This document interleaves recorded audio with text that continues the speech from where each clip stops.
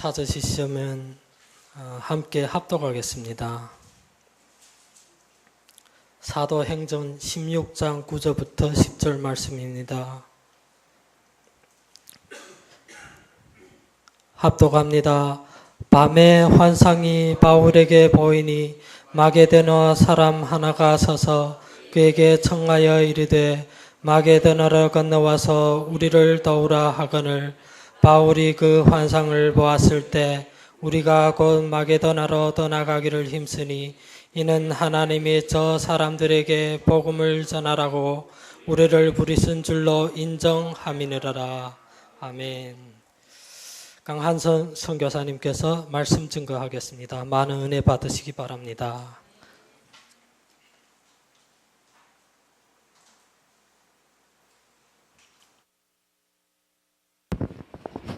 기도하겠습니다. 감사합니다. 하나님, 오늘도 우리가 살아 숨쉬며 주 여호와 하나님이 나의 아버지임을 고백하고 그리스도 예수 안에서 영원한 하나님의 자녀됨을 확인하고 감사하며 감격하며 이 생명의 그리스도의 복음이 온 땅에 전거되어지고 특별히 70만 중화권에 또 하나님 전 세계에 흩어져 있는 이rak 중국인 디아스포라 현장에 14억 본토 모든 중국인들에게 전거되어져 중화권을 통한 세계복음화의 역사를 이루어나가는 축복의 자리에 저희들을 부르시고 함께 할 수 있도록 은혜 주심을 감사합니다. 이 시간에 전거되는 말씀이 모든 우리 중화권 현장에 성취되어지게 하여 주옵시며 우리의 일평생의 언약이 되어서 하나님께 참된 그리스도의 증인으로 끝까지 나아갈 수 있도록 역사하여 주시옵시며 이 자리에 역사하는 모든 흑암과 저주의 세력이 무너지고 하나님의 나라가 임하는 축복된 시간 되게 하옵소서. 예수 그리스도 이름으로 기도하옵나이다. 아멘. 아멘. 우리 온 중화권 가족들의 기도 덕분에요. 지난 7월 1일부터 12일까지 중국 주변 국가 20개 나라 중에 하나인 러시아 선교를 다녀왔습니다. 저는 러시아를 가든 어디 가든 항상 중화권이라는 언약 속에서 늘 움직이고 있고 또 하나님 가는 현장마다 그런 만남들과 그런 문을 열어주고 계십니다. 오늘 사도 바울이 지금 아시아 현장에 들어가서 복음을 전하려고 모든 준비를 해서 가고 있는데 문이 막혔습니다. 보통 우리가 목적이 좋고 동기가 좋으면 어떻든 그것을 이루어 보려고 우리가 많은 노력들을 기울이는 것처럼 바울도 오늘 본문 말씀에 보면 많이 애썼다라고 말합니다. 아시아로 가려고 많이 애를 썼는데도 계속 문이 막혔어요. 그래서 이제 바울이 하나님 인도받는 사람이니까 여기는 하나님 무슨 계획이 있겠구나 생각을 하고 드로아라는 그 지역에서 집중적으로 하나님을 바라봅니다.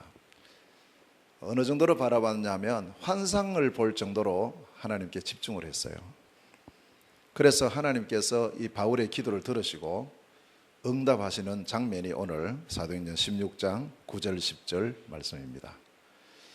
환상을 봤는데 자기 생각하고는 완전히 다른 어떤 부분을 보게 됐는데 그게 바로 아직까지는 저 현장은 아니다라고 생각했던 마게도냐에 그 사람 한 사람이 손짓을 하면서 건너와서 우리를 도와달라.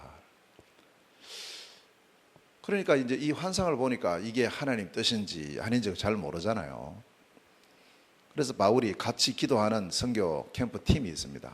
디모데하고 실라 또 누가 이런 팀들에게 동일한 제목을 붙잡고 같이 기도했기 때문에 내가 어젯밤에 이런 환상을 봤는데 이게 무슨 뜻일까? 혹시 이게 하나님의 어떤 계획이 있을까? 라고 그걸 이야기를 했습니다.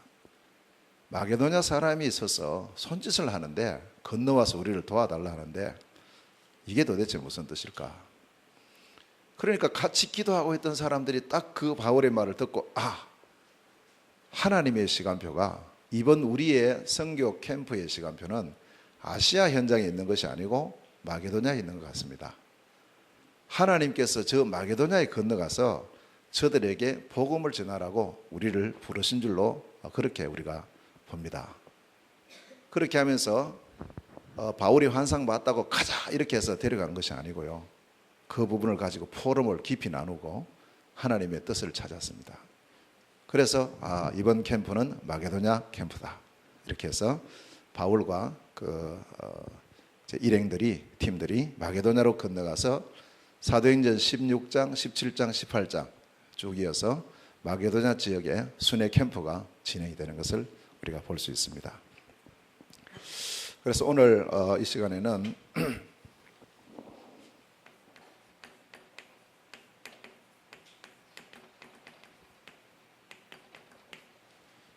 마게도냐 캠프라는 제목으로 좀 말씀을 드리도록 하겠습니다. 캠프 이전에 제가 볼 때 가장 중요한 것이 언약입니다. 왜 그러냐면 하나님은 언약의 하나님이시고요. 그래서 먼저 하나님은 언제든지 말씀을 주시고 그 말씀을 시간표 따라서 이루십니다. 아멘입니까? 그럼 우리 신앙생활을 그렇게 하면 참 쉽습니다. 근데 이렇게 신앙생활을 않고 내 생각, 내 결정을 해놓고 이걸 막 이루어 나가려고 하다 보면 얼마나 힘든지 몰라요. 힘만 들고 나중에 또 보면 일은 일대로 안 돼 있어요. 조금 더딘 것처럼 보이지만 그래서 우리는 먼저 나에게 주신 이 말씀을 통해서 오늘 또 이 한 주간 1년 또 이번 달 그리고 평생에 내게 주신 하나님의 언약이 있습니다. 그래서 나의 것을 꼭 발견하셔야 됩니다. 이게 확실하면요 어떤 문제 와도 흔들리지 않습니다. 왜냐하면 문제가 오히려 이 언약을 이루어 나가는 새로운 또 다른 문이 되기 때문에요.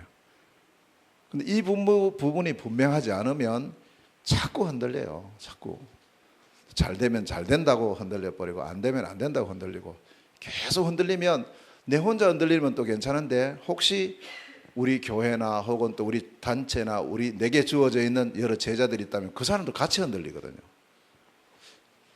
그래서 저는 늘 말씀을 드립니다. 저도 이 사실을 모를 때는 내 계획 세워놓고 이루려고 했던 게 굉장히 강했었어요. 뜻이 좋고 동기가 좋으니까. 근데 시간표가 안 맞으면 결국 그건 안 되게 돼 있거든요. 그래서 요즘은 항상 귀를 기울입니다. 오늘의 말씀, 이번 주간의 말씀, 이번 달의 말씀, 올해의 말씀, 평생의 말씀, 시대의 말씀, 영원한 말씀. 이 7가지 언약을 매일 확인을 해요. 매일. 그래서 우리 성도님들도 이 사실을 좀 늘 확인했으면 참 좋겠다 생각합니다. 그래서 7 언약입니다. 나의 7 언약이요. 그래서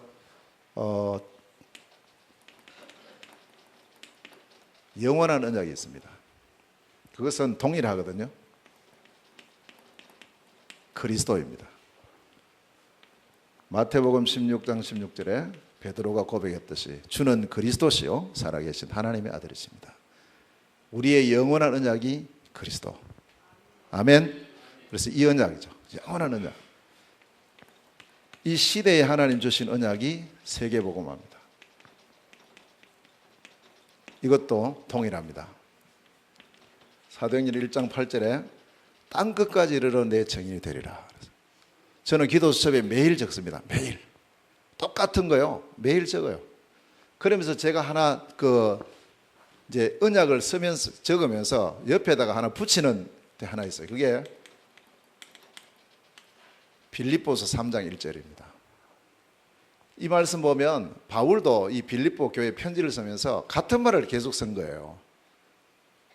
그럼 뭐 같은 또 한 번만 쓰면 되지 뭔 자꾸 쓰냐 이런 어떤 이의가 있었던가 봐요. 그래서 바울이 여기서 말할 때 내가 너희들에게 같은 말을 쓰는 것은 2가지 이유 때문이다. 첫째로 나에게 수고로움이 없다. 그리고 너희에게 안전하다. 그랬어요. 그래서 저도 매일 저에게 이 언약을 매일 제게 각인을 시켜요. 그리고 제게 주신 평생 언약이 있습니다. 이 언약이 바로 안디옥 선교. 사도행전 13장 1절에서 5절입니다. 제가 선교사 파송 받을 때 붙잡고 나갔던 언약이에요. 여기서 4가지 언약을 제가 딱 붙잡게 됐고요. 그리고 나오면서 중국에서 다시 나올 때 제게 붙잡은 언약이 마게도냐 미션입니다. 그게 바로 사도행전 오늘 본문이죠. 사도행전 16장 6절에서부터 10절까지. 이 안디옥 선교는 4가지고요. 마게도냐 미션은 5가지예요. 이건 제 것이에요. 제 것. 그래서 저는 이건 늘 붙잡고 오늘 이 시간도 이 언약 속에서 이 자리에 서 있고 여러분과 만나고 있는 겁니다. 자, 2013년도를 우리가 살고 있거든요. 2013년도 우리 모두에게 동일하게 주신 언약이 전도자의 삶, 체험이죠. 그래서 여호수아서 1장, 3장, 6장 이걸 통해서 언약을 체험하고 요단을 체험하고 여리고를 체험하는, 언약의 말씀을 체험하고 요단의 능력을 체험하고 여리고의 사명을 체험하자. 그래서 이걸 2013년도에 붙잡고 있고, 그 다음에 7월 달입니다. 한 달 언약을 어떻게 잡느냐면 한 달 언약을 잡는 그 시간이 화요 집회예요. 내일 화요 집회가 있죠. 그러면 내일 선포되는 말씀이 8월 달에 우리에게 주시는 언약입니다. 7월 달 언약이 6월 화요 집회 때 선포가 됐는데 그게 바로 개인화입니다. 4가지 개인화죠. 전도의 개인화, 기도의 개인화, 삶의 개인화, 치유의 개인화.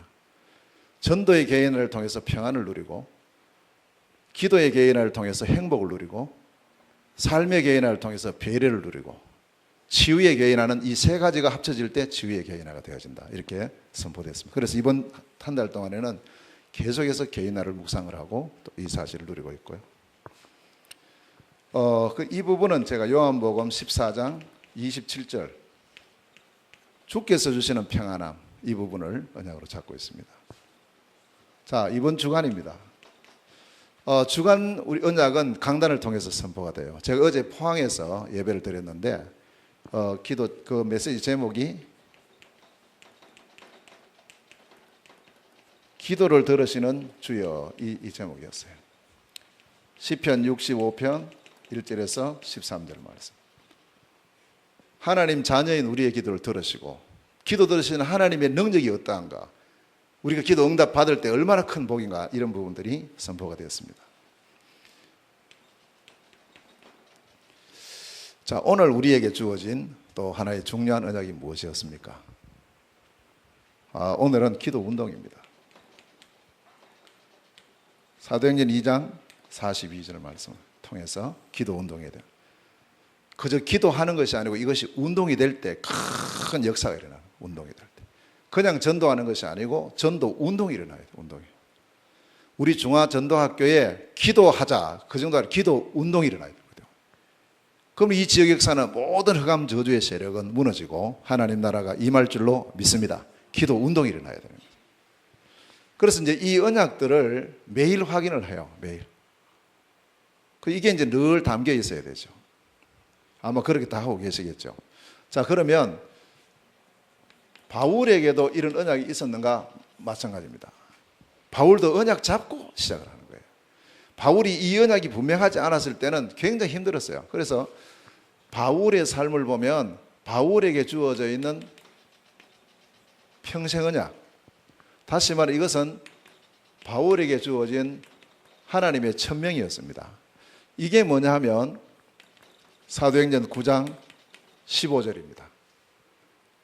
바울이 예수가 그리스도시라는 복음을 회복하는 그날에, 그전에는 그리스도는 알았지만 예수를 안 믿었거든요. 예수는 절대 그리스도 아니라 했거든요. 그랬던 바울에게 다메섹 도상에서 하늘로부터 말씀이 임했어요. 천명이 임한 거예요. 천명이. 네가 왜 나를 핍박하느냐? 주여 누구십니까? 나는 네가 핍박하는 예수다 하는 이 한마디를 통해서 바울이 뭘 체험하느냐니까, 예수가 그리스도 맞구나 체험된 거예요. 그날이 우리에게 다 있어야 되는 거예요. 그날이. 그러면 끝이에요. 사실은 정말 나에게 있어서 예수가 그리스도 맞는가? 아멘. 끝인 거예요. 그러면요. 이때 하나님께서 바울에게 세 가지의 중요한 평생 사명을 줘요. 천명. 첫째는 뭐냐? 이방인에게 내 이름을 증거해라. 임금들에게 내 이름을 증거해라. 이스라엘 백성들에게 내 이름을 증거해라. 세 가지예요. 내용은 동일합니다. 이방인에게, 임금에게, 이스라엘 백성들에게. 내용은 뭐냐? 예수가 그리스도 되심의 복음을 증거하라는 거예요. 이방인에게 복음이 증거되는 걸 보고 선교라 이래 말하죠. 이스라엘 백성들에게 복음이 증거되는 걸 보고 전도라 말합니다. 같은 민족에게. 그러면 임금들에게 복음 증거되는 것은 나만이 할 수 있는 유일성의 전문사역인 거예요. 요걸 우리 하나님께서 우리 각자에게 다 주셨어요. 그걸 찾으셔야 됩니다. 나만이 누릴 수 있는 유일성의 전문사역. 그게 뭘까? 여러분이 하는 일과 관계가 있고, 여러분이 전공하는 분야하고 관계가 있고, 여러분이 기도하는 그 분야와 굉장히 밀접한 관계가 있다. 그걸 통해서 하나님은 300% 전문성과 함께 유일성을 주시면서 그걸 통해서 세계복음할 수 있는 그런 문을 여시겠다는 거죠. 자, 그래서 이 세 가지가 바울의 평생 언약, 천명이었어요. 바울은 이것 붙잡고요, 일평생 나아갑니다. 쭉.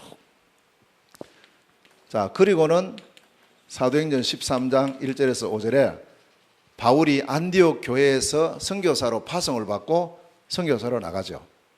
여기에 뭐냐 하니까 바울의 선교 언약입니다.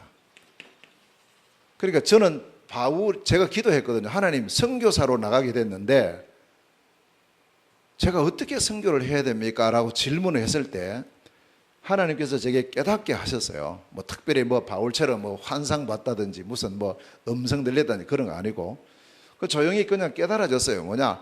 어떻게 하겠느냐? 성경대로 하면 되지. 그럼 성경대로 어떻게 하지요? 그거야 사도행전적인 선교를 하면 되지 않냐. 사도행전적인 선교는 뭡니까? 그거는 당연히 안디옥 교회가 했던 선교다. 그러니까 이 사도행전 13장 1절에서 5절이 저의 선교 언약이 된 겁니다. 동일하게. 저는 이제 이 말씀을 보면서 네 가지를 찾은 거예요. 아, 이 안디옥 교회는 선교를 제일 먼저 했던 게 조직부터 갖췄구나. 팀을 갖췄구나. 시스템을 갖췄구나. 그것부터 먼저 해야 되는구나. 이게 보여졌고요. 그래서 지금도 변함이 없어요. 그래서 지금도 어느 현장에 가면 이 현장에 하나님께서 준비해 놓고 지금 응답해 놓으신 시스템이 뭘까? 20가지 전략 속에서 지금 시간표는 뭘까? 그걸 저는 늘 생각하는 거예요. 가는 현장마다. 그래서 러시아 갔을 때도 그 부분을 먼저 바라봤어요. 그러니까 가는 데마다 이미 하나님께서 주신 응답이 있더라고요. 그게 뭐냐? 전도학교 응답 쭉 주셨어요. 그러니까 그게 하나님 주신 응답이니까 그냥 그 응답 누리면 되는 거죠. 자, 그래서 어떻든 내 혼자 할 수 없기 때문에 팀을 이루어서 하겠다. 그리고 성경적인 이 다락방 전도 전략 이 20가지를 선교 현장에 그대로 응답을 받아야 되겠다. 이제 이게 저의 첫 번째 이 언약이 됐고요. 그리고는 이 교회가 조직을 갖춰놓고는 본격적으로 기도를 합니다. 기도 선교. 하나님 인도 받아야 되니까요. 하나님께서 역사하셔야 되니까. 그리고는 시간이 되니까 파송을 했어요. 파송 선교. 그래서 제가 이제 이 파송 선교라는 언약을 잡고 보니 중국에 34개 성시구가 있어요. 이게 한 나라예요. 34개 나라인 거예요. 34개 나라. 거기에 선교사를 파송해야 되겠구나. 56개 민족이 살고 있어요. 한 민족당 한 명씩은 선교사를 보내야 된다.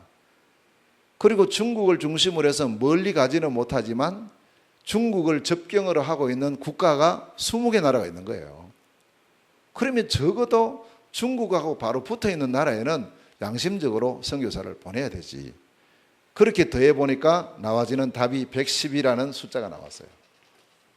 그래서 제가 중국 사역하면서 가는 현장마다 110명 선교사 파송을 두고 기도하자. 계속 그렇게 기도하고 있고 아마 지금도 그 기도를 중국 현장에서는 하고 있을 거예요. 110명 선교사 파송. 자, 그리고 제가 중국 들어갈 때 기도했죠. 나는 하나님 목회를 하지 않겠습니다. 자신도 없고 힘도 들고 그것도 있고, 제 나름대로는 선교사가 한 지역에 그냥 교회 세워서 목회하고 있다는 것은 아무리 생각해도 이거는 선교사의 본업이 아니라고 생각되는 거예요. 그래서 하나님, 저는 갈 때부터 지역을 쭉 순회를 하겠습니다. 제자를 찾고 시스템 세우고 그들에게 맡기고 또 가고 계속 가겠습니다. 이렇게 하고 들어갔었어요. 근데 그렇게 했는데 막상 들어가 보니까 그렇게 문이 열리는 거예요. 쭉. 그래서 제가 선교사 파송받은 것이 2004년도에 파송받아 갔는데, 그때부터 2년 전에 나올 때까지는 계속 순회를 했어요. 계속. 그래서 저는 아주 이렇게 가서 이렇게 순회하는 게 아주 지금도 체질이 딱 돼 있어요. 그리고 이번에 러시아 순회 캠프 할 때도 너무 좋더라고. 얼마나 좋은지요. 자, 이렇게 이 언약을 잡았고, 세 번째, 바울이 이 선교를 쭉 하는 중에 문이 딱 막힌 거예요. 오늘 사도행전 16장이죠. 이때에 바울이 또 붙잡았던 언약이 있습니다. 사도행전 16장 6절에서 10절에 보면,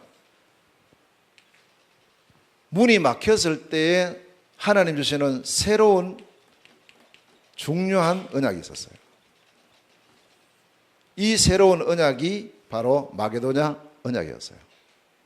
저도 이제 2년 전에 제가 생각지 않게 장춘에 있다가 문제가 일어나서 한국에 나오게 됐고, 비자 신청했는데 비자가 안 나오는 거예요. 그러니까 못 들어가죠. 그런 상황 속에서 문이 막혔을 때 제가 다시 질문했어요. 하나님, 이 상황 속에 선교사가 선교지 가야 되는데 못 가게 되는데 그럼 어떡하냐고. 그랬을 때 하나님께서 이 말씀을 생각나게 하셨어요. 바울에게도 그럴 때가 있었다. 그래서 저는 이제 이때에 제 자신이, 그러면 하나님, 저의 마게도냐를 주십시오. 기도하기 시작했어요. 저의 마게도냐는 어디입니까? 마게도냐 언약, 마게도냐 미션을 두고 이제 계속 기도하는 중에 5가지를 하나님 주셨어요. 첫째는 남이 문제가 아니다. 너 자신이다. 개인아. 너와 관계된 모든 사람들이 참된 그리스도의 제자의 축복을 누려야 된다. 제자화. 중국 들어갈 수 없지만 지금 네가 있는 곳이 중요하다. 네가 있는 이 국내라는 현장화. 그리고 중국에는 못 들어가지만 전 세계로 갈 수 있지 않냐. 그래서 세계화. 그리고 마지막으로 쭉 사역하고 두고 나와 있는 중국 현장. 거기는 네가 있든 없든 이 현장은 이 그리스도 복음 운동이 지속돼야 된다. 지속화. 그래서 이 5가지 언약을 제가 붙잡고 지금 계속 움직이고 있습니다. 계속. 그래서 오늘 이 우리 안산중화전도학교도 이 가운데 현장화의 언약 속에서 하나님 주신 중요한 만남과 중요한 응답이 지금 이루어져 가는 그런 중요 시간표인 거예요. 그래서 항상 우리 성도님들도요, 이 자리에 우리 모든 사명자들도 언약이라는 부분을 놓치면 안 돼요. 이걸 꼭 마음에 담으세요. 남의 것 말고 나의 언약이요. 나의 언약. 분명히 있습니다. 그거 지금 혹시 아직 희미하신 분은 그걸 두고 진짜 기도하셔야 돼요. 그걸 두고 기도하셔야 돼요. 자, 이렇게 해서 지금 현재 우리 중화권 사역이 쭉 진행이 되고 있습니다. 쭉 진행이 되고 있는데요. 크게 보면은 이제 3방향이죠. 전체 중화권을 보면 3방향입니다. 첫째는 뭐냐 하면 중국 본토입니다. 본토에 지금 14억이 있습니다. 300만 제자가 필요합니다. 지금 이를 위해서는 중국의 많은 우리 선교사님들이 한국서 들어가신 선교사님들이 한 30여 명 이상 되시고요. 현지에서 훈련받고 안수받은 현지인 목사님들이 30여 명 돼요. 그리고 많은 사역자, 많은 교회 성도들이 있습니다. 지금도. 이렇게 해서 지금 현재 이 중국 본토에 여러 시스템들이 세워져 있어요. 그래서 잘 지속되고 있어요. 물론 숫자에 비해서는 적죠. 14억이나 되는데. 지금 제 자신의 경우는 우리 현지에서 쭉 만나졌던 우리 오늘 여기도 오셨는데 우리 전도사님이랑 여러 분들이 이 사역을 계속 하고 있어요. 자, 우리 국내입니다. 국내에 지금 70만이 지금 현재 들어와 있습니다. 국내에요. 그 중에 7천 제자를 하나님 준비해 놓으셨다. 그렇게 우리는 믿고 이 7천 제자를 찾는 운동을 계속 해야 된다.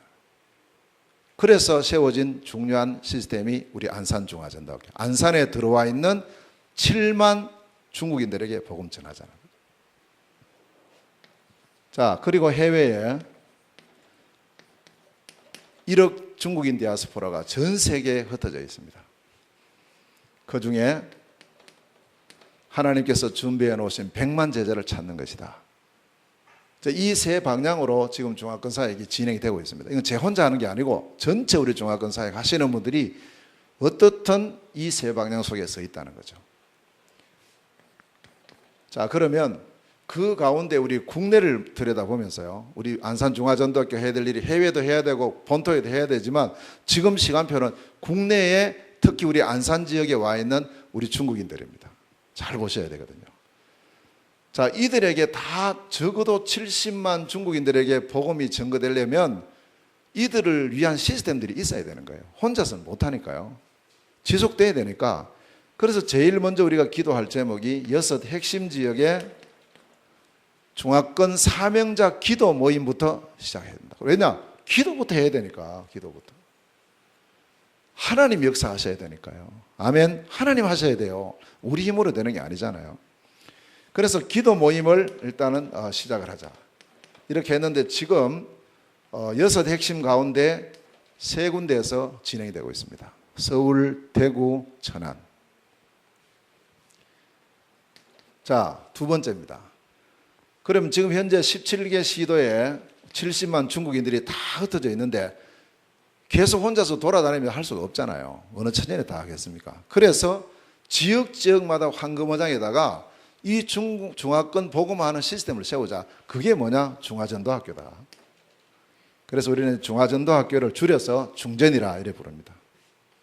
17개 시도의 중화전도학교. 감사하게도 하나님께서 5 중화전도학교가 지금 열려 있어요. 우리 작년에 우리 여기 중국에서 오신 우리 전도사님이랑 왔을 때 아마 그때 3군데 있었을 거예요. 그때 막 3군데 세워졌어요. 경주하고 서울하고 대구 7월 달에 세워졌거든요. 그 후로 세워진 것이 청주에 세워져 있고 그 다음에 안산에 세워졌어요. 지금 이제 5군데 중화전도학교가 오늘 저녁에 4지역의 중화전도학교 진행되고 있습니다. 서울에도 같이, 청주에도 같이, 대구에도 같이. 그리고 여기 안산. 월요일 저녁 7시부터는 전국에 지금 중화의 날로 이렇게 쭉 진행이 되고 있는 거예요. 17개 시도에 다 세워져서 함께 전국에서 이 그리스도 복음 운동이 일어나면서 말씀 운동이 일어날 때, 기도 운동이 일어날 때 이 지역에 우리나라에 들어와 있는 모든 중국인들에게 이 복음이 전거되어지고 역사는 흑암 세력은 무너지고 하나님 나라 임하는 축복의 시간표가 올 줄 믿습니다. 그럼 전도학교만 세워놓고 이렇게 모여서 예배만 드리고 끝내느냐? 그건 아니죠. 전도학교 세운 목적이 복음이 전해져요. 그래서 나와야 될 중요한 응답이 순회 캠프팀이에요. 너무너무 감사하게요. 작년 이맘때만 해도 그게 없었거든요. 이제 서울에서 이제 한 지역 정해놓고 이제 금방 그 공원에 매주 들어가서 전도하는 그 정도였었는데 그 사이에 올해부터 각 지역 중화전도학교를 중심으로 해서 순회 캠프팀이 다 생긴 거예요. 지금 오늘도 이렇게 카톡에 올라왔는데 보니까요. 대경, 그리고 대구 경북 지역의 순회 캠프가 대구 가톨릭대학에서 이번에 진행이 됐는데 또 이 중요한 멤버가 딱 연결됐어요. 한 번 들어갔는데 서울에도 지금 매주 캠프가 진행이 되고 있어요. 오늘도요. 그리고 거기도 이제 목사님들 몇 분 하고 계속 지금 진행이 되면서 하나님의 은혜를 누리고 되고요. 청주에도 마찬가지고 드디어 우리 안산에도 보니까 이제 항상 이렇게 중화 순회 캠프팀이 오늘도 한양대학 중심으로 해서 쭉 진행이 되는. 이게 얼마나 지금 우리가 어떤 면에서 우리가 하는 일은 별것 아닌 것처럼 보이지만 전체적으로 보세요. 이게 이게 운동이 되고 있어요. 운동이.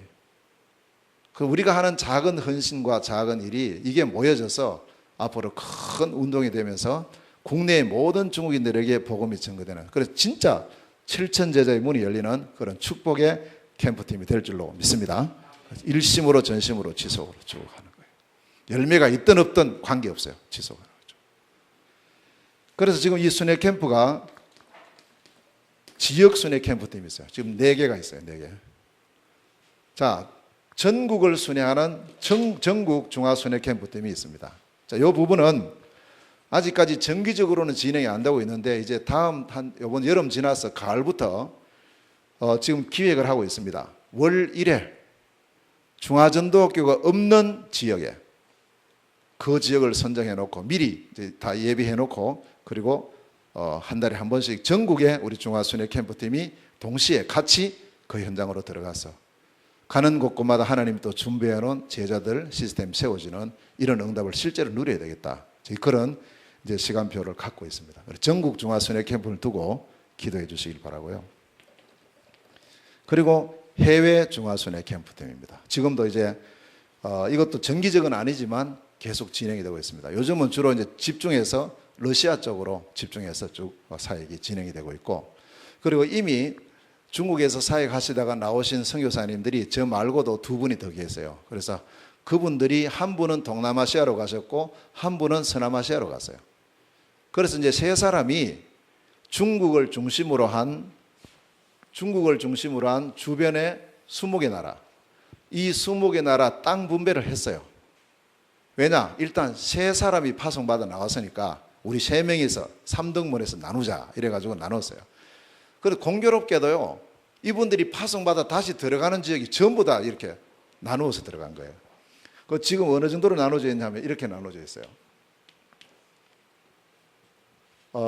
동남아시아로 간 분이 계세요. 이분은 지금 말레이시아로 들어가 계시는데 이분에게는 7개 나라가 주어져 있어요. 당신은 7개 나라가. 서남아시아로 갔어요. 인도에. 이분에게는 5개 나라를 하시라. 나머지가 지금 8개 나라예요. 저는 욕심이 많으니까 나는 8개 나라. 이래가지고 제가 일단 여기에는 지금 선교사님들이 들어가셨어요. 가셔가지고 중국에서 나오신 분들이에요. 일단 이스라엘 백성들이 가나안 땅에 들어가기 전에 땅을 먼저 나누었어요. 땅을. 나누어 놓고 들어갔단 말이에요. 들어가서 나눈 게 아니고, 분명히 하나님께서 우리를 중국에 사역하다가 나오게 하신 하나님의 계획은 그럼 중국에서 나와서 세계로 나가라는 거예요. 세계로. 그래서 이제 이분들도 저도 마찬가지로 세계로 지금 나가고 있어요. 저는 지금 현재 이 8개 나라가 어디냐 하면은 일본, 한국, 북한, 러시아, 몽골, 그 다음에 카자흐스탄, 키르기스탄, 타지키스탄, 그 다음에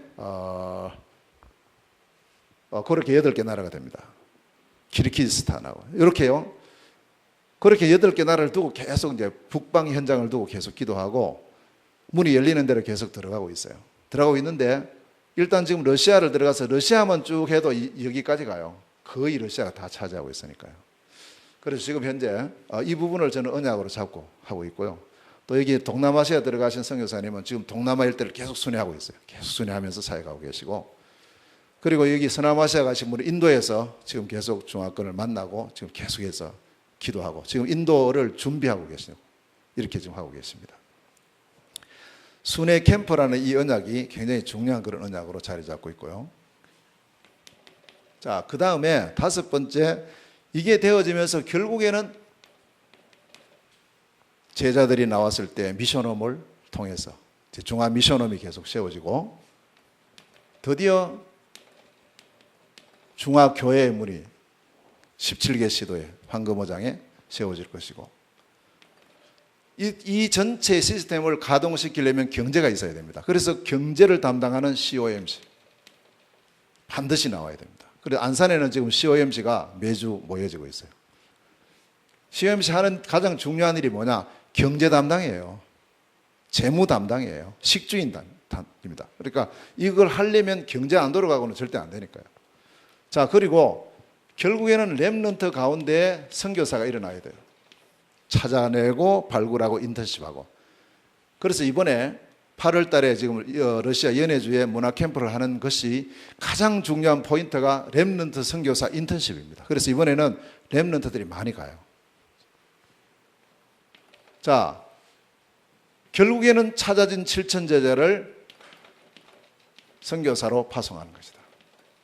그래서 7천 선교사 파송을 우리가 목표로 두고 쭉 지금 중화권이 진행이 되고 있습니다. 이 기도 제목은 누가 특별하게 만들어낸 게 아니에요. 이게 쭉 진행하다 보니까 자연스럽게 이 부분이 돼야 되겠다 이렇게 나와졌고, 이게 기도 제목이 되고, 이게 전국의 모든 우리 중화권 가족들이, 그리고 또 해외에 있는 우리 중화권 가족들이 함께 언약을 잡고 지금 기도하고 있어요. 하나님께서 반드시 7천 선교사 파송의 역사가 일어날 줄로 믿습니다. 응답 주실 줄 믿습니다. 그러면 내가 해야 될 분야가 뭔지를 빨리 찾으세요. 우리 산업하시는 뭐 중직자들은 틀림없이 COMC 응답 받으셔요. 이 언약을 잡고 진짜 내 하는 일과 모든 부분에 하나님 바라보며 하나님 역사하시면 작은 자가 천을 이루고 약한 자가 강국을 이루는 이런 축복의 문을 열어주실 줄로 믿습니다. 자, 이번에 쭉 저희가 7월 달에 이제 러시아를 다녀왔습니다. 그래서 제1차 동러시아 순회 캠프입니다. 자, 제1차 동러시아 순회 캠프라는 말은 무엇을 의미합니까? 1차라는 말은 2차도 있다는 말이죠. 3차도 있다는 말이죠. 지속하겠다는 말이죠. 이렇게 이번에 7월 1일부터 12일까지 6지역을 순회하면서 이번에 캠프가 진행이 됐습니다. 참 제가 러시아를 뭘 알아요. 우리 이삭이 여기 있는데, 이삭이는 러시아 살고 또 거기서 공부 다 하고 이렇게 나왔어요. 잘 알더라고. 오늘 보니까 러시아에 대해서. 저는 사실은 몰라요. 아직 1년도 안 됐는데 뭘 알겠습니까? 그런데 어떻든 하나님께서 작년 11월 달에 갔는데 그때부터 거의 한 달에 한 번씩 들어가게 하신 거예요. 그래서 6번 갔다 왔어요. 지금까지. 또 8월 달 또 다시 나가요. 문화 캠프 때문에. 아마 또 9월 달 또 가야 될지 모르겠습니다. 쭉 다른 현장에 한 10몇 번 갔다 오게 하시더니 러시아로 계속 집중을 시켜요, 지금. 자, 이렇게 하면서 이번에 제1차 동러시아 순회 캠프를 했는데, 이 순회 캠프 한 거리가 4,000km가 넘어요. 이번에 우리 순회한 게 쭉. 서울, 부산, 왕복 5번 할 거리를 이번에 갔다 왔고요. 기차를 탔어요. 처음에 이제 비행기 타고 이르쿠츠크라는 거기에 모였는데, 거기서부터 기차 타고 블라디보스톡으로 쭉 오게 된데, 기차 탄 시간만 80시간 탔어요. 많이 안 탔어요. 간단하게 80시간만 타고 왔는데, 그리고 이제 이 가운데서 제일 한꺼번에 멀리 간 것이 40시간 탔어요. 치타라는 곳에서 비로비잔까지 40시간을 타고, 중국서도 40시간 안 타봤어요. 38시간밖에 안 타봤는데 러시아에서는 이렇게 타도요 반도 못 가요. 그렇게 러시아가 넓어요. 얼마나 넓은지요. 자, 어떻든 이런 이제 지역에서 캠프가 쭉 진행이 됐는데, 이번에 캠프 진행될 때에 캠프의 전체 주제가 뭐였냐 하니까 하나님 준비하신 캠프. 하나님께서 어떻게 이 캠프를 준비하셨는가 보고 하나님 하신 것을 따라서 우리가 가자, 이렇게 중심을 잡고 이제 우리 시작을 했는데요. 일단 우리가 시간 관계상 많은 말씀 못 드리겠고, 간단하게 지역을 먼저 선정하게 하셨어요. 지역. 그러면 그 지역에 하나님께서 준비해 놓은 문이 있을 것이다. 문을 찾자. 그러면 그 문이 열렸을 때 거기 들어가서 엉뚱한 소리 하지 말고 우리는 정확한 복음을 전하자. 이번만큼이라도 정확한 그리스도를 선포하자. 그러면 하나님께서 분명히 준비해 놓으신 이 복음을 알아듣는 제자가 나올 것이다. 그럼 이 제자 중심으로 시스템을 세우는 것이다. 그리고는 여기는 이제 안 적었는데 전체 시스템을 원내스 시켜야 된다. 전 러시아를 다 하나 되게 그렇게 해야 된다. 어떤 개인에 따라서 한 사람에 따라 움직이는 것이 아니고 전체가 그리스도의 복음 안에서 원내스 되도록 도와야 된다. 이런 이제 중심을 갖고 쭉 진행을 했어요. 그래서 제일 먼저 갔던 지역이 이르쿠츠크라는 지역입니다. 동시베리아, 동러시아의 시작이라 할 수 있는 지역이 바로 이르쿠츠크예요. 그리고 여기는 바이칼 호수 바로 옆에 있어요. 바이칼 호수가 참 아름답거든요. 여러분 평생에 바이칼 호수 한번 안 가보고 죽으면 그거는 참 손해 많이 볼 것 같아요. 꼭 가보셔야 돼요. 거기는 한번 꼭 가보셔야 돼요. 그래서 뭐 그거 지금 이야기하려는 건 아니고, 일단 덤으로 하나님 주신 응답이었는데요, 진짜 좋아요. 자, 이 이르쿠츠크에 갔는데 여기는 누가 했느냐 하면 빨치산에서 신앙생활하던 로자라는 성도가 여기 가서 사업을 시작했어요. 그럼 한 사람이 우리 교회에 있다가 다른 저 멀리 가서 사업을 한다? 그 전까지는 거기 계신 선교사님, 우리 교회에 있다가 이사를 멀리 갔다라고만 알고 있어요. 저는 그 말씀을 들었을 때 아니지, 그분이 바로 그 지역 현장의 문이 아니냐. 여기서 복음을 듣고 신앙생활을 하던 사람이 거기 갔다면 그 사람 통해서 그 지역에 복음운동이 일어나야 되는 것이 하나님 뜻이 아니겠는가. 아멘. 이제 그렇게 저는 봤어요. 이분을 문으로 해서 들어갔어요. 이분 사업장에 들어갔어요. 거기 가서 그리스도의 복음이 전거된 겁니다. 이 복음 알아듣는 사람이요, 몇 명이 나왔느냐 하면 이분의 가족들 4사람하고 거기 있는 직원들 3사람, 7명이에요.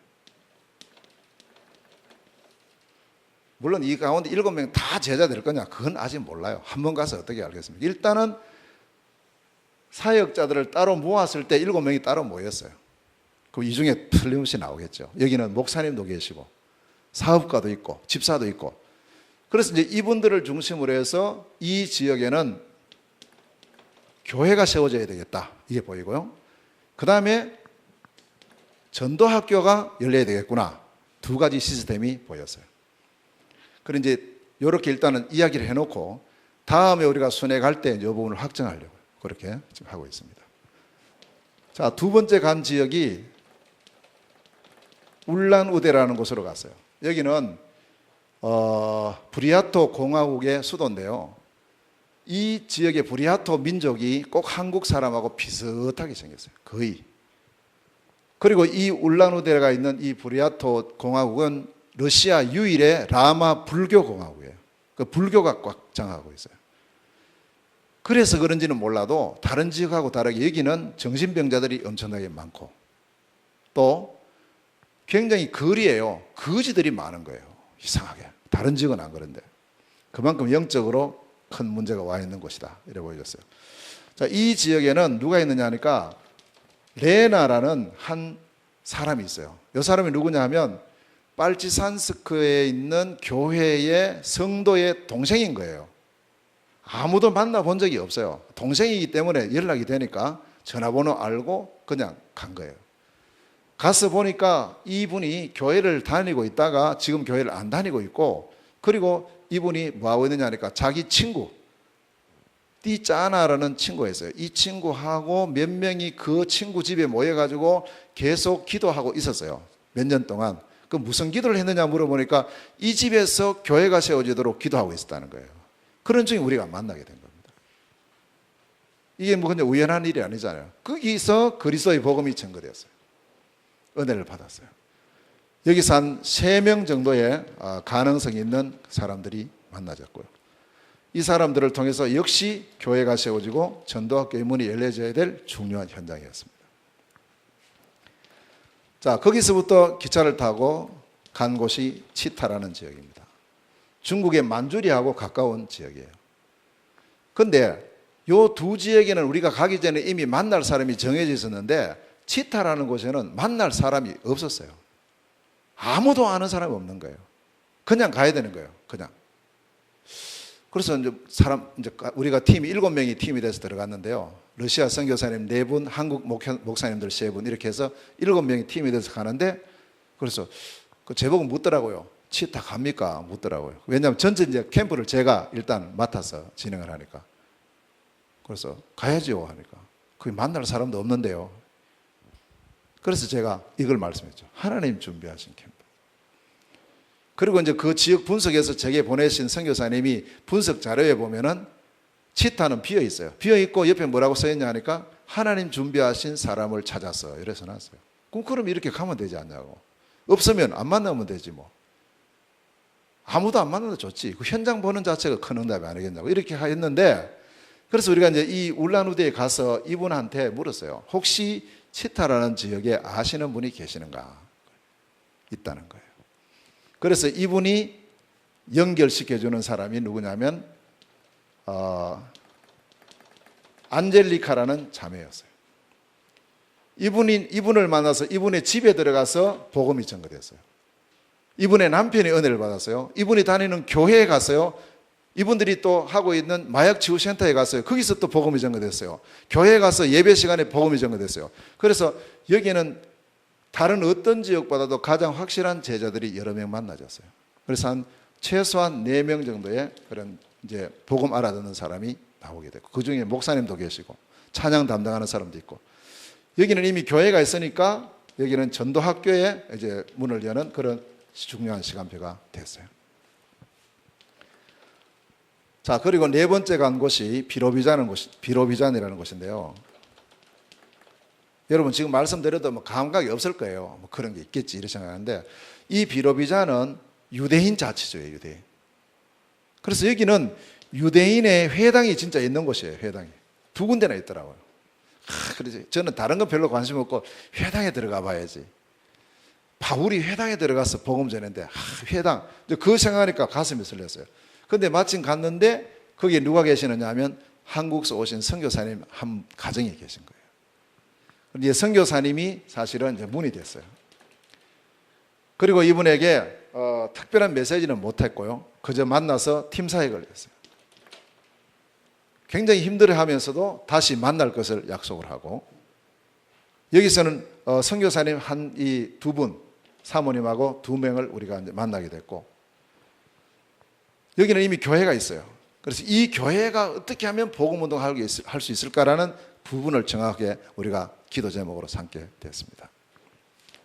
자, 그 다음에 간 곳이 하바롭스크라는 곳인데요. 중국의 흥룡강하고 우수리강하고 합쳐져 가지고 송화강하고 합쳐져서 흘러가는 큰 강이 아무르강입니다. 그래서 아무르강 유역에 하바롭스크라는 곳이 있습니다. 한국에서 비행기도 바로 들어가는 곳인데, 여기 들어갔을 때는 청년 한 명을 만날 그런 이제 계획을 갖고 들어갔어요. 이 청년이 자기 엄마가 장로님이세요. 우리 다락방 교회 장로님이신데 러시아 사람이에요. 그래서 이 청년이 신앙이 별로 없다가 엄마한테 왔다가 그 어머니 교회에서 복음을 듣고 은혜를 받았어요. 너무 은혜를 받고 우리 전도자들이 간다 하니까 기다리겠다는 거예요. 근데 이 청년이 어디서 일하느냐, 자기 아버지 건축회사에서 일을 하고 있어요. 근데 아버지는 이 복음을 반대하고 있어요. 그런 현장에 우리가 가서 청년을 어떻든 만나서 이 청년을 좀 만나서 해야 되겠다 생각했는데, 이 청년을 문으로 삼고 들어갔는데 청년은 못 만났어요. 청년은 못 만나고 오히려 반대한다는 아버지를 만나게 된 거예요. 건축회사 사장님을. 그래서 이 사장님을 향해서 복음이 전거됐어요. 그런데 이 사장님이요, 처음에는 막 반대하더라고. 반대가 아니고 이제 만나가지고 대뜸한다는 말씀이, 내가 전에 어떤 한국에서 오신 분한테 집을 지어줬는데 그분이 선교사인데 돈도 안 주고 도망가 버렸다 이러는 거예요.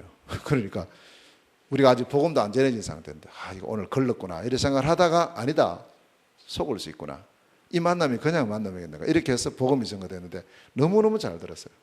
그래서 이분이 복음을 받고 또 다음에 만날 것을 약속을 했어요. 자, 이 사장을 통해서 여기 또 이 건축회사에 많은 북한에서 온 북한 근로자들이 그 회사에 일을 하고 있어요. 북한 선교에 또 중요한 문이 될 수 있는, 오히려 이 사장님을 통해서 앞으로 세워질 중요한 또 시스템을 생각하게 됐습니다. 자, 마지막으로 쭉 돌고 마지막 도착한 것이 블라디보스톡이에요. 이 블라디보스톡에는 이미 전도학교가 있습니다. 선교사님도 계시고요, 교회도 계시고, 교회도 있고요, 다 있어요. 근데 여기서 이제 이 복음의 말씀이 선포됐어요. 또 어떤 문이 열렸냐니까, 이 블라디보스톡의 전도학교인데 그 옆에 있는 도시가 우수리예요. 우수리에 있던 한 전도사님이 참석하게 됐어요. 우수리라는 지역을 두고 우리 중화 전도학교를 두고 계속 기도하고 있었거든요. 근데 거기서 오신 전도사님이 이번에 참여해서 은혜를 받고, 이제 다음에 우리가 들어가면 우수리에 이 부분을 위해서 기도하자. 그래서 우수리에 참된 복음의 교회와 전도학교, 자, 이렇게. 그러나 이 시스템들은 지금 확정된 건 하나도 없어요, 아직까지. 왜냐하면 제자가 확정이 안 되어 있기 때문에 시스템 세워놔도 제자 안 세워지면 무너지거든요. 그래서 제자 부분에 대한 이걸 우리가 확인을 하고, 이거는 한 번 해서 안 되기 때문에요. 그래서 다음 이제 9월 달에 2차로 들어가서 다시 한번 이분들을 만나면서 이제 더 확립시키고 바울과 같이 1차 순회, 2차 순회 하는 것처럼 이번에 그렇게 진행을 하려고 계획을 하고 있습니다. 이번 이제 이 러시아 순회 캠프를 통해서 많은 응답을 받았는데 그 중에 가장 중요한 것은 첫째는 러시아 선교사님들이 여러 지역을 순회하면서 여기에 대한 눈이 열렸어요. 그 다음 두 번째는 팀의 중요성을 다시 한번 발견했어요. 제가 이 말씀을 드렸어요. 천국과 캠프에는 쓰레기가 없다. 쓰레기통이 없다. 버릴 것이 없다. 작은 헌신이 똑같은 응답이다. 그러면서 우리 다 선교사님들이 거기 이제 현장은 다르거든요. 한 분은 사할린 계시고, 한 분은 발치산 계시고, 한 분은 블라디보스토크 계시고, 각각 지역이 다 달라요. 교회도 달라요. 그런데 다르신 분이 이번에는 그걸 다 내려놓고 러시아 순회를 위해서 함께 딱 팀이 돼서 움직이니까 팀의 응답이 나오는 거예요. 얼마나 중요한 그런 응답을 받는 그런 축복의 시간표였고, 그리고 각 교회들마다, 왜냐하면 이런 현장에 가보니까 이런 사람 복음 한 번도 제대로 못 듣는 사람들이 복음 듣고 막 은혜 받고 이런 거 보니까 자기 교회에 있는 성도들은 이 사람들보다는 뭐 10배, 100배로 벌써 훈련된 사람이거든요. 그래서 우리 교회 순회 캠프팀을 구성을 해야 되겠다. 이런 언약들을 전부 잡고 다음에 또 우리가 이를 위해서 계속 기도하는 그런 시간으로 삼게 되었습니다. 자, 이것과 함께 제가 러시아 들어가면서 기도했던 두 가지가 있어요. 하나는 순회 캠프를 위해서 기도했는데 이런 응답이 한번 됐고요. 그 다음에 빨치산스크라는 그 공산주의 빨치산 세력이 일어났던, 거기서 일어난 세력들이 북한 들어가서 북한 정권을 세웠던 그 진원지가, 영적인 흑암의 진원지가 빨치산스크라는 지역이 있습니다.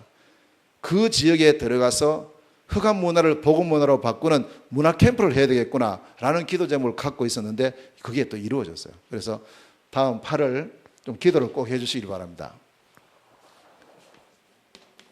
8월 13일부터 20일까지 연해주 문화 캠프가 진행이 됩니다. 여기는 이 캠프를 일명 G4 캠프라 이래 불러요. G4.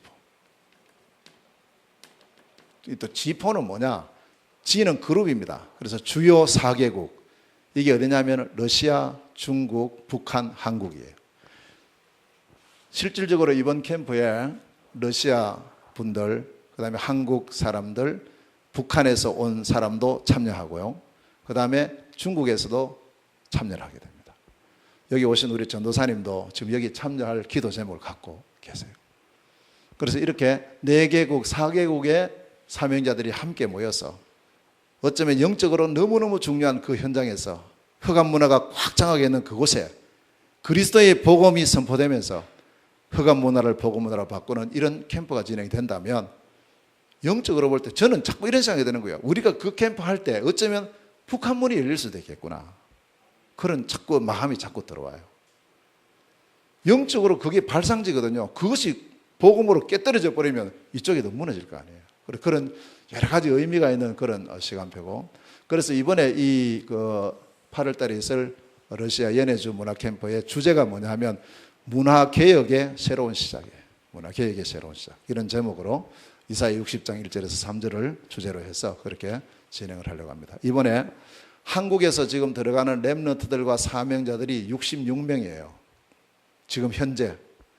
67명 될 가능성이 높아요. 우리 이삭이도 이번에 같이 참여하게 되면 그렇게 이제 되어지고, 러시아의 분들 참여되고 중국에서 또 오시게 되고, 이러면 거의 한 150명 정도가 참여될 것 같습니다. 한 번은 쭉 순회를 하고 한 번은 영적으로 너무 중요한 그 현장에 집중적으로 이 복음을 선포하는 그런 어떤 중요한 두 캠프가 이번에 진행이 됩니다. 자, 이 부분하고 우리 중화권하고 어떤 관계가 있을까? 너무너무 밀접한 관계가 있습니다. 마지막으로 제가 러시아를 쭉 돌면서요, 아직 러시아를 뭐 알겠습니까? 잘 모르겠지만 그냥 한번 이래 본 경험으로 볼 때 중국은 위에서부터 기차를 타고 쭉 남쪽으로 내려가면 거의 한 40시간 내려가야 돼요. 내려가는데 내려가는 모든 지역에요, 이 철길 양쪽에는 다 논이고 밭이고 하나도 비어있는 게 없어요. 전부 다 하고 있어요. 그런데 이번에 러시아는 80시간을 기차를 탔어요. 서에서부터 쭉 돌아갔는데 땅이 얼마나 좋은지요. 지역마다 전부 초원이에요. 나무가 이렇게 아름드리, 자작나무가 쭉쭉 뻗어 있고요. 물도 많고요. 근데 그 땅들이 다 놀고 있어요.